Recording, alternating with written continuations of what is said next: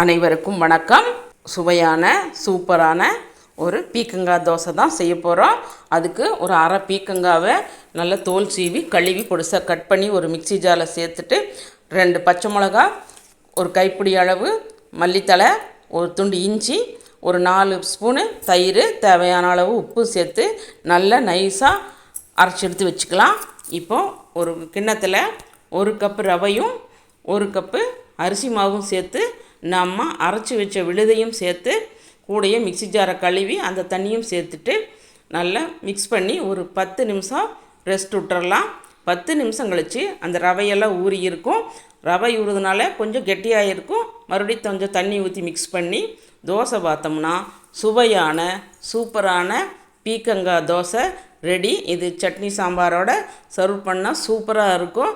இட்லி மாவு இருந்ததுன்னா நீங்கள் இட்லி மாவில் கூட மிக்ஸ் பண்ணி சுடலாம், அதுவும் ரொம்ப நல்லாயிருக்கும். இந்த வீடியோ பிடிச்சிருந்ததுன்னா மறக்காமல் ஒரு லைக் போடுங்க, கமெண்ட் பண்ணுங்கள், சப்ஸ்கிரைப் பண்ணுங்கள். வாழ்க வளத்துடன் நலத்துடன்.